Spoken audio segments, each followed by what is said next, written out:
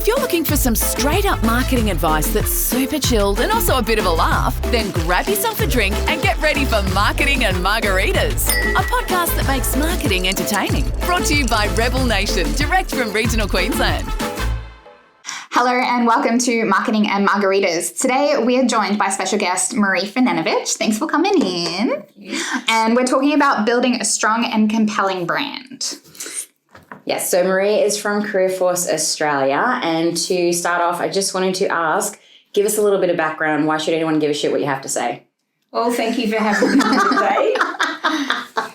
Well, I think that comes down to over the years in your career that you build really strong relationships with people, and you also base it on professional respect and trust, and you have to build your brand and your reputation on being able to do what you say you're going to do, but as well, of course, you need some knowledge about your subject area. Yeah. Okay, and so what knowledge do you have in this subject area? Like, give us a little bit of a rundown, like who is Maree as a professional? Well, I actually started my uni studies in human resources, which and a branch of that is really career development, and I still do things across the suite of HR. But I really like that focus on people, so that's why I've really pushed that move into career development.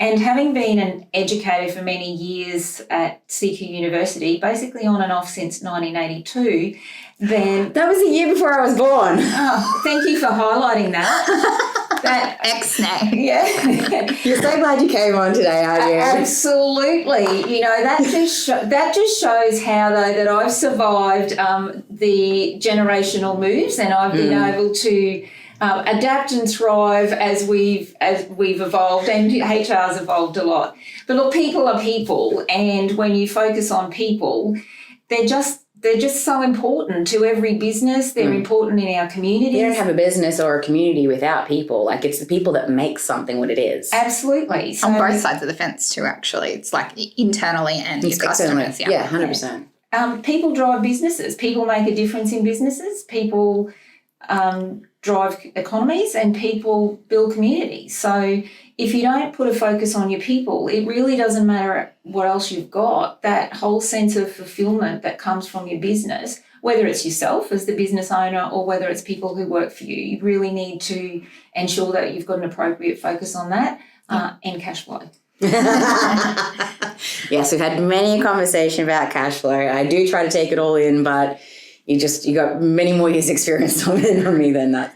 Well, it is the combination. I mean, you can't focus on people to the exclusion of other parts of your business, but it's really about finding that balance. Because you need the money to pay the people. You need to do the business. That's exactly right. So I think that's the important part.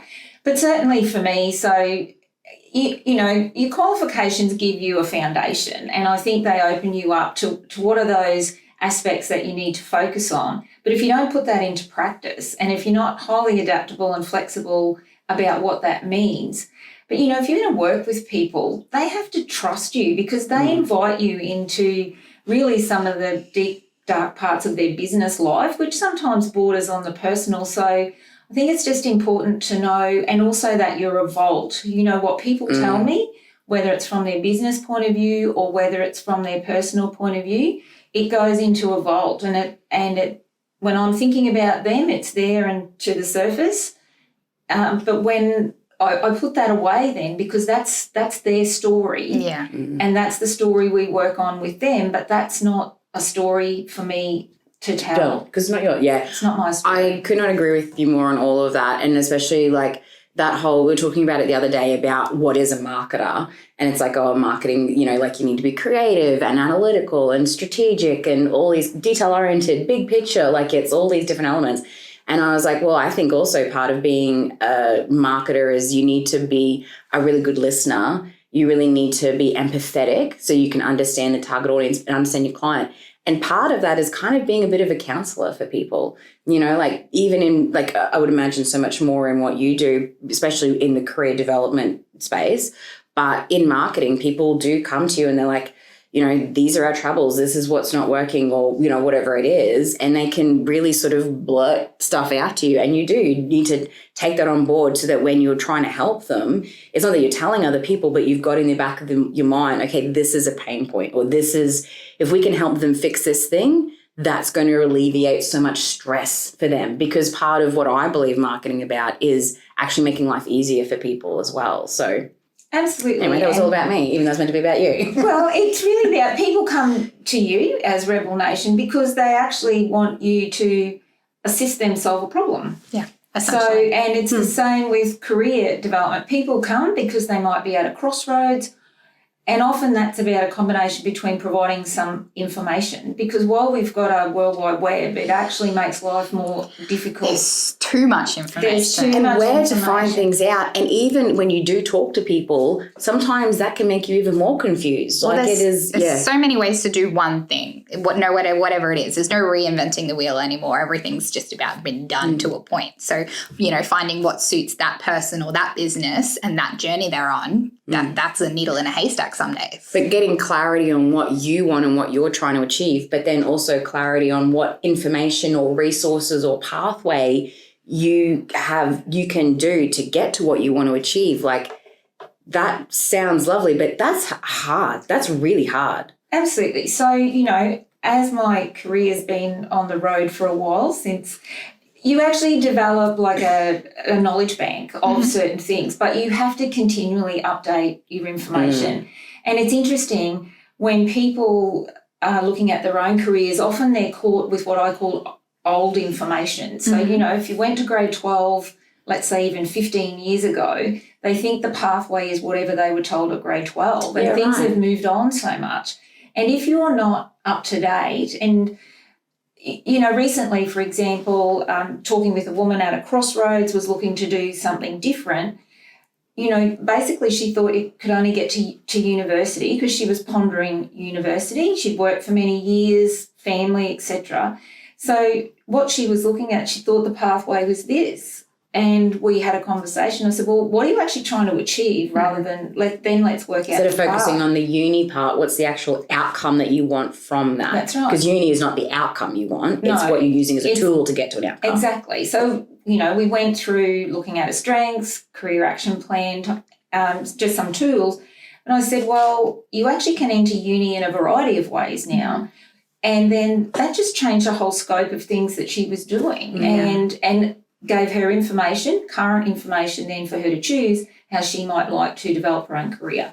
But just picking up on your point, when you talk to people about career development, it's their whole of life perspective you have to look at. Where are they at? What life stage? Where do they want to go? Career is not just a job. Career is part of who you are and having satisfaction and stuff in your life, and everyone deserves that. And how you want to live life, I think, as well. Lifestyle too, 100%. I think that's really important, because you don't want to be, some people might thrive for a certain part of their life on, 12, 15-hour days, but it's not sustainable over time. It's like being in small business. That there's That's not sustainable?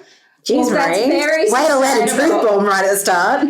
No, but the point I was making there is that when you're in small business, sometimes you've got to put in all that extra effort and hours because it's your business and the buck stops with you.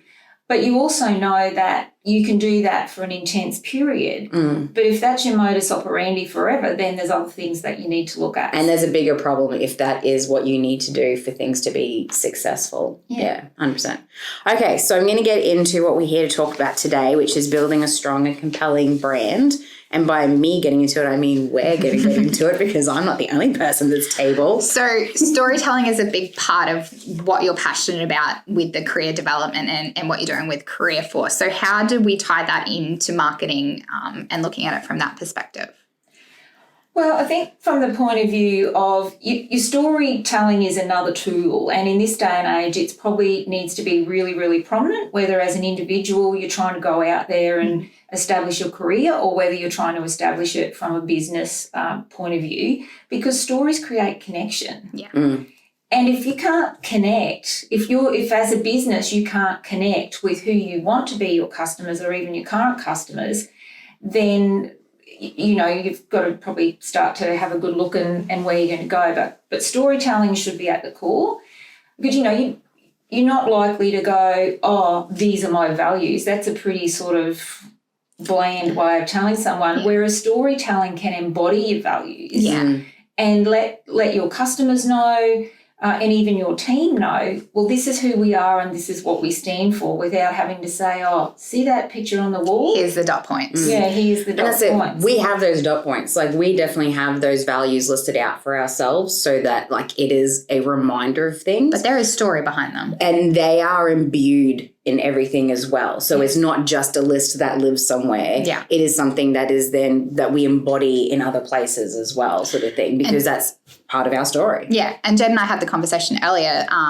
She was saying how storytelling is a real keyword for you in what you do. And Jade's like, I come from a different perspective on this. And I said, well, I really don't see it that way, because a big part of how Jade approaches team and professional development, as well as business and the marketing we do for our clients, is it comes from the why and where they want to go. So whether it's the team or businesses, she, gets excited about marketing because like, why? What have you got? What are you doing? What's exciting? And where do you want to take it? So I see the same thing in storytelling.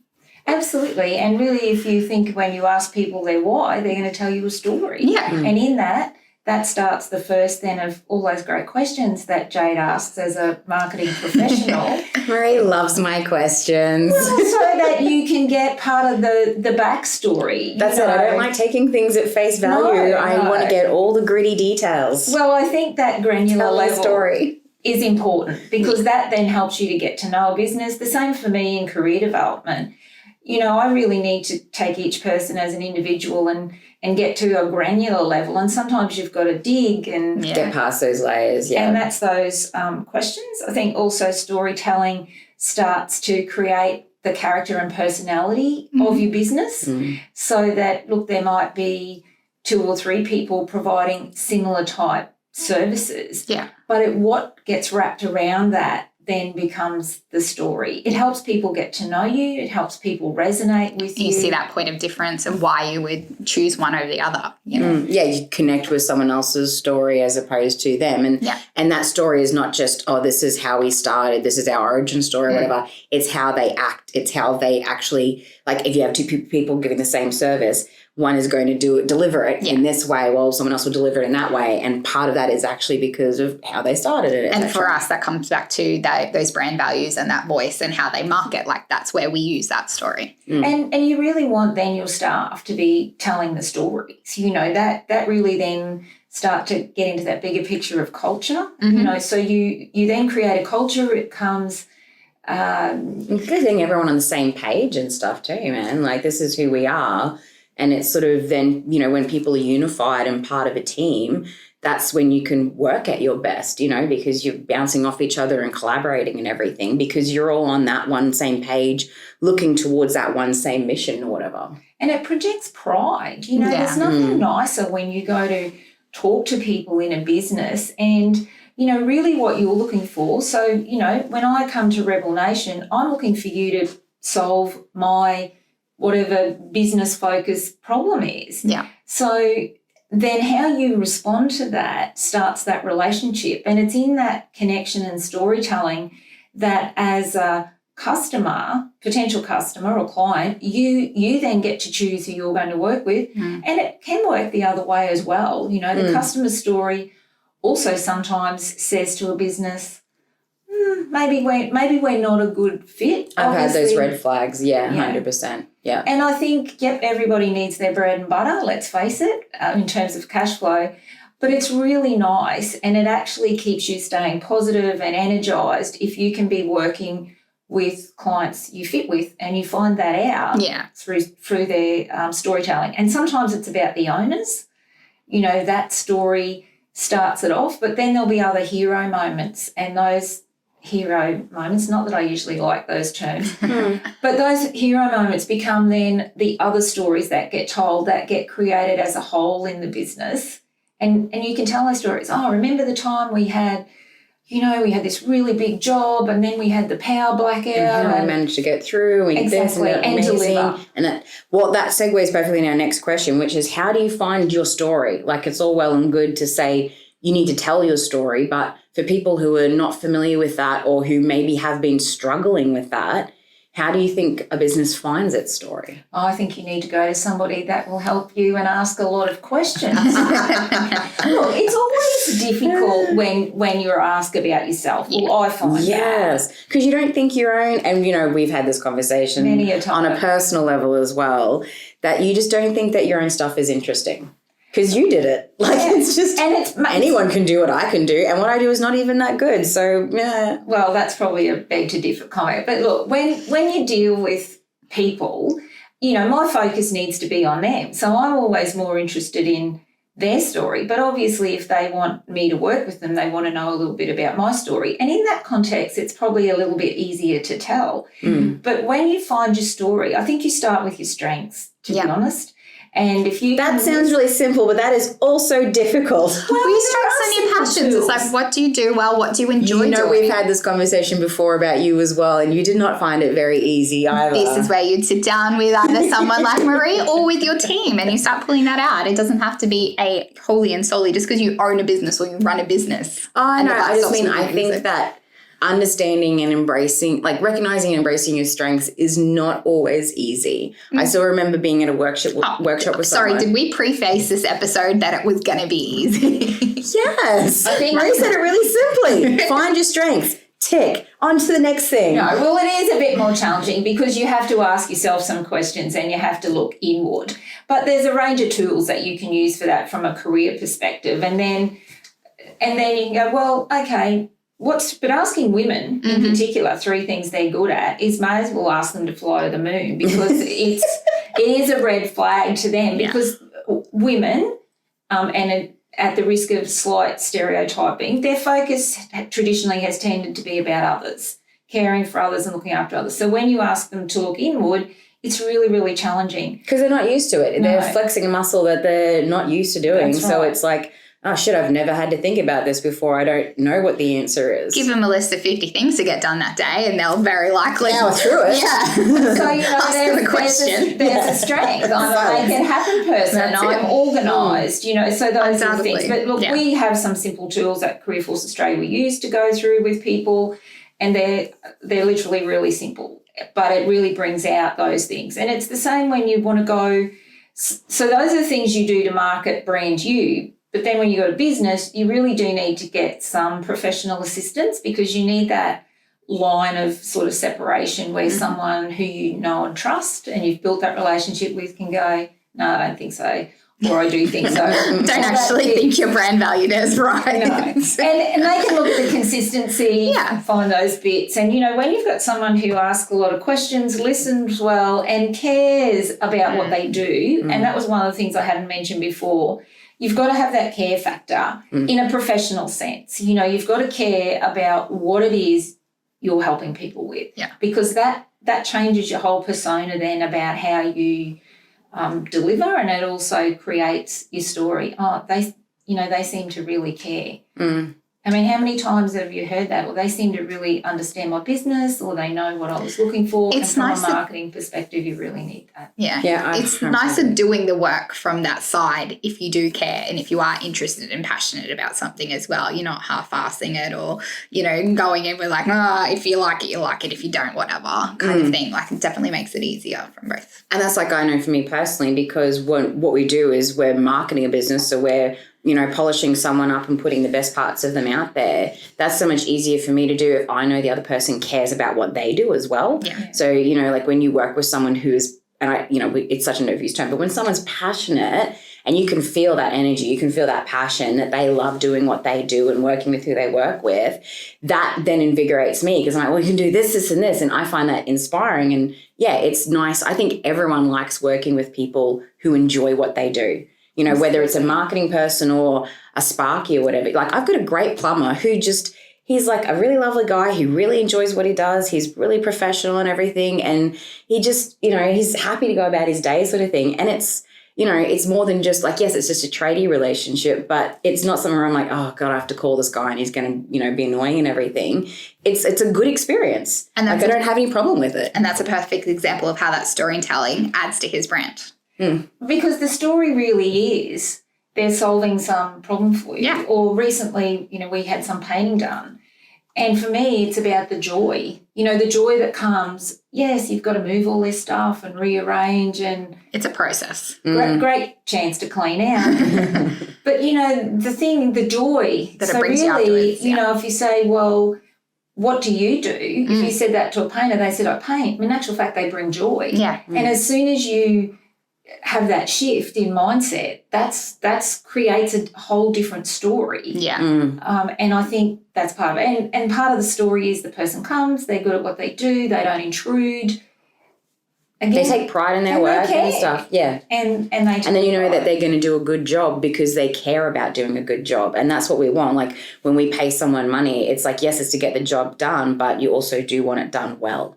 Absolutely. Because and from a small business perspective, anything where you seek professional assistance, that's a significant investment because, small business is a tricky... It's a balance, man. Yeah, what do you seek professional advice for, and what are you trying to do yourself? And look, all of us have probably fallen into the trap of trying to do too many things ourselves because then we don't focus on what we're good at our or core our actual strengths. business. Yeah. And I think that's a real lesson. And if you think about the growth of marketing small businesses over the years, at one time people would have thought probably 100 times about investing in marketing, but now it's very prominent, to what people do because they know they need to tell their story and they need to tell their story in a way that they get cut through, separates them from the others in the pack to get the clients that they want to get. So I think that storytelling,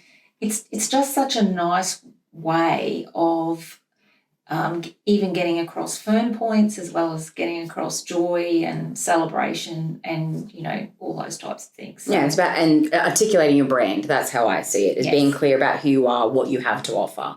Absolutely. So I think it's essential that, and usually you'll have an anchor point for your story, but if you don't grow and evolve your story over the years, with some other activities and incidents, you can have the part that gives you that solid foundation, but you've got to refresh it and you've got to add to it. And it's the same as individuals with our careers. We need to, polish ourselves a bit sometimes. Sometimes we need a whole new reinvention. And with marketing, you can do that, whether it's for individuals or whether it's for other small businesses. And look, seriously, as a small business, I think marketing is the one thing I'm more than happy to invest in. And the other is a damn good accountant. Because cash flow. Absolutely. And I think that thing is too, like, Lani and I talk about all the time about how, when we do a particular marketing thing or whatever, like not to get hung up on it being the perfect thing forever and ever, because it will change at some stage. Everything is a what do you call it? A draft, basically. Like putting your website up isn't because the website is now perfect. Yeah. It's like this draft of it is good to go because it's going to evolve and change, just like you as a person, just like your business, etc. And I think that sometimes someone like me can take for granted that growing and changing and evolving is such an exciting thing for me. I look forward to that. Change doesn't frighten me in most cases. Like I'm quite cool with it. I think it depends on the type of change, but true. Yeah. Shut up. Anyway, I know what you're talking about. But I think though, for some people, being brave enough, even on an individual level, to say, hey, this isn't what I want anymore, and maybe this is what I want, and it's what I want has changed, etc. That can actually be really difficult, for some people to do sort of thing. And it just takes a bit of courage, I guess, support to be able to do it as well. And business is the same. Like, you might be doing this particular service and whatever, and then a few years on, you're like, actually, this isn't any profitable anymore. It's not relevant anymore. It doesn't work. And closing it down, people get really scared about what are people going to think, and we've always done this, and if we don't, then we're going to lose these clients, and people are going to think we're, all this kind of stuff. And it's like, you need to be brave and take those steps. Absolutely. And I think... Did I get off on a whole tangent then? A little bit. I think you were tying in together brand integrity and storytelling, really. Okay. All right, cool. and it really is an evolution, and I really like that part that you're talking about. So from CareerForce Australia point of view, while working with individuals is a significant part, it's also about working with business so that they can start to look at themselves from a whole of business perspective, not just the marketing part, because for that it's, well, what sort of business do you want to have, and what sort of business do you want to be in, and how does that fit with your life? And if you're not constantly changing and, you know, as they say, being your own disruptor, and really my whole career has been a story of I like to do interesting things. So I was, you know, never on a linear path.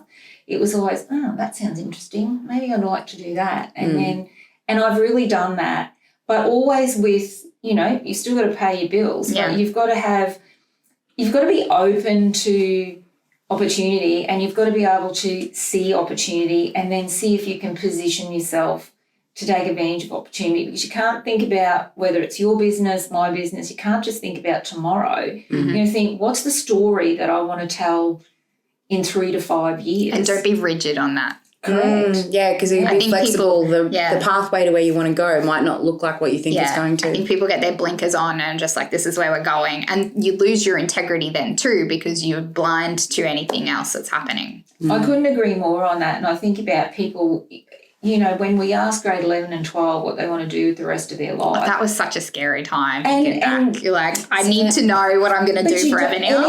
I was so certain. I was like, I knew, man. I was like, you did. Up until a certain point. But your law degree, how did that go?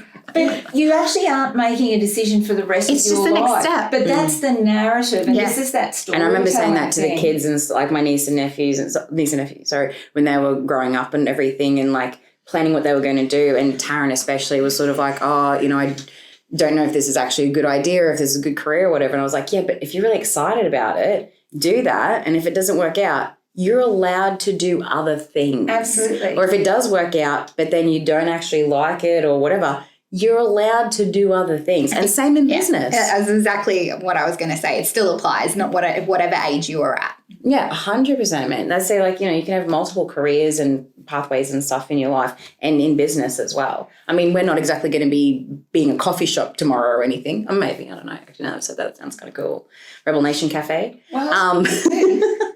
But, you know, you can change and grow and evolve, and that's the whole, I think I'm just saying the same thing over and over again, but it is. I just think having that confidence and courage to do it is important. And courage is a great word because it's such a strong word as well, and it's got that little edge of danger to it. But it's also, risk is fun. It is, but it's also about focusing on your strengths, you know, and the more we encourage businesses to focus on their strengths, you know, the good old SWOT, but really focus on your strengths and leverage those. You can do that as an individual as well. And then it's like you've got this platform that you can launch into wherever you might want to go. And if you think these days, like I really didn't wake up one day thinking I was going to be working in career development. It really happened as an evolution organically of working with people. And there's two things that I'm really passionate about, and that's people and business. So I've tried to do things that combine those. And if you think about it, you focus on people and business as well. So there's a commonality, but what we do, we approach it from different angles or whatever. Absolutely, we do. So I think it's more about how you can be excited about what's around the corner. You do need a bit of a plan, but you need to know that you can probably throw out that plan if you need to, and then you can go, okay, well, yes, it makes sense. And you're not going to do it lightly, but it's just having that openness to new things. And I just like to think, I'm not sure what's around the corner, but I know that I'm going to use what I've got. And if another opportunity comes along, like LEAP did, our Leading Effective Action Program for Women, you know, who would have thought that 18 months to 2 years ago we would have submitted a government grant for a career development personal and career development program for women in Bowen, Clermont and Bill Wheeler. You know, 10 years ago, if you'd have said, oh, you'll be doing that. Well, I thought, I'll be doing it in some form, but maybe not that way. So backing yourself, whether you're in business, part of your story has to be that you back yourself. That's a non-negotiable. And to get to that point, though, it's a bit like you say, find your strengths and tick them off.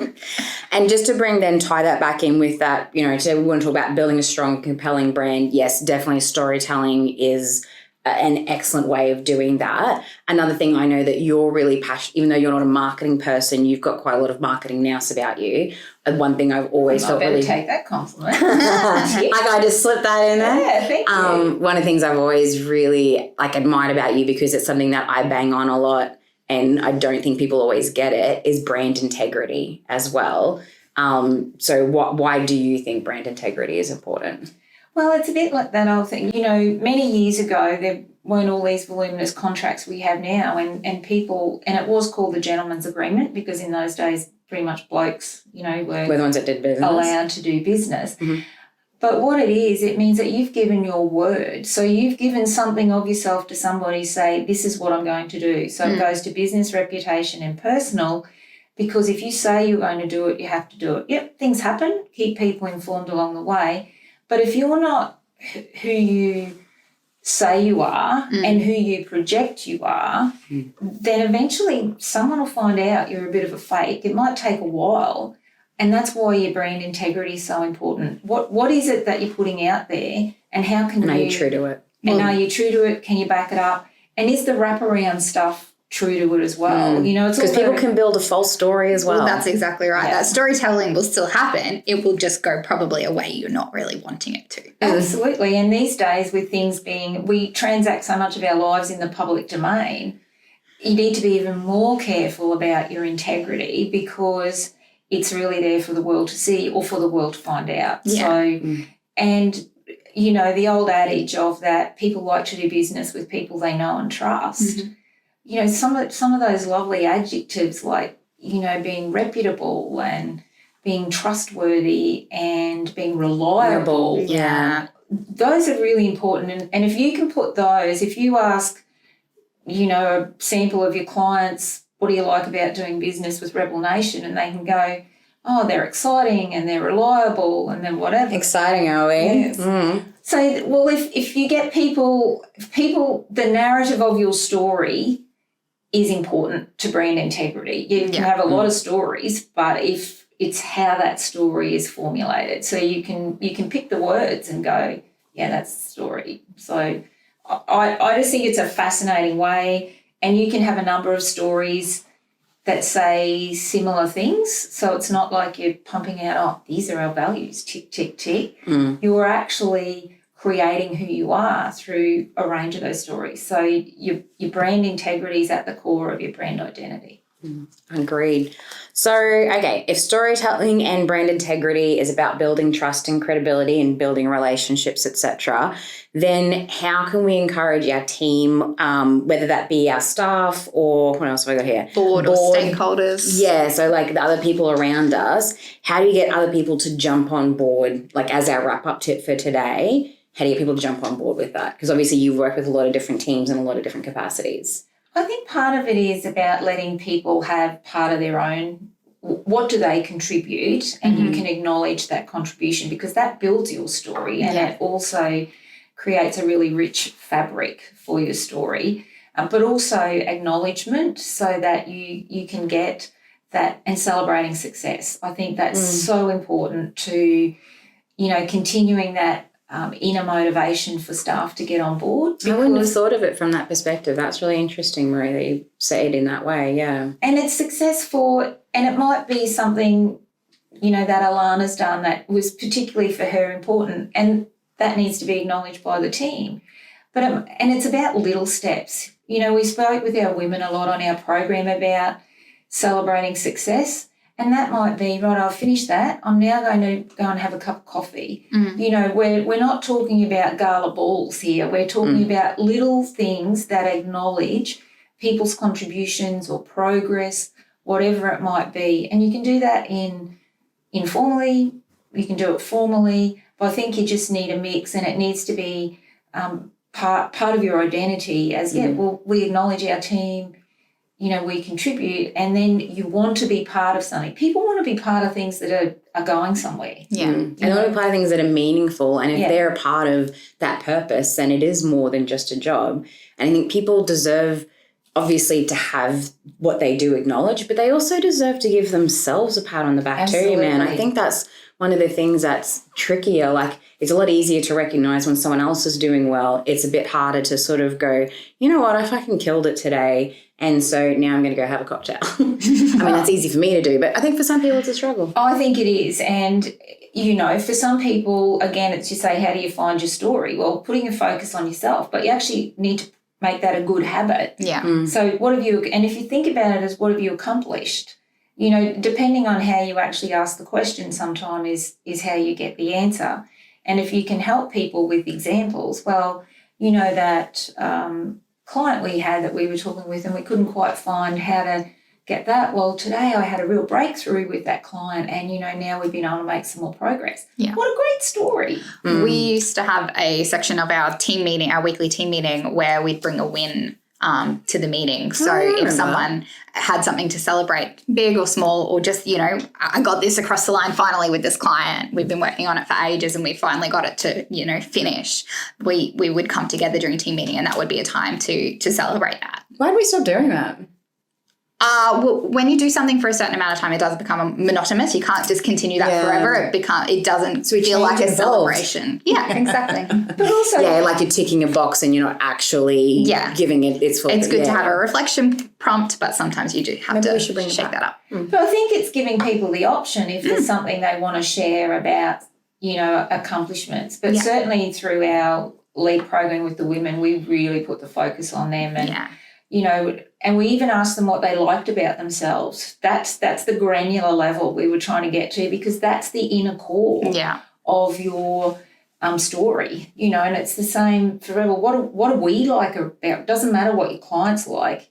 If you don't like yourselves as a business, how are you going to project that in your story? So I think it's not only the story itself, it's the narrative that forms the story that's important and the choice of words as well. And then can you back them up? And that reflection is so important, not just like obviously on that whole storytelling aspect as well, but just for your own motivation and to keep moving forward on your mission as well. Like I remember, it was the first or second year early on in the piece, we did a Christmas card where we did an infographic about what we had done that year. So Lucky Lani's got a little database all sorted, whatever. So we went back through and like how much we had donated, how many projects, different types of projects we'd done, like all of these kind of elements. And we added up, everything that we'd done in that 12-month period and put it into an infographic of like, you know, here's a snapshot of our year sort of thing.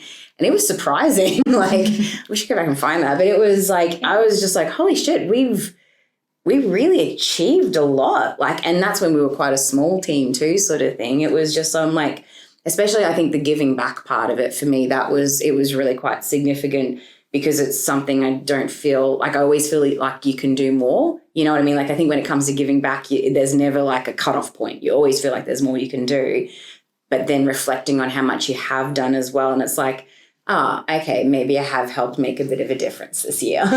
Well, unfortunately, in our busy lives, we don't take the time. We move to the next thing. You know, I'm sure when you tip that off, no longer think about it because I've now got the 20 things I haven't done yet. But we need to stop and absolutely focus on those things we have done, whether it's as a business.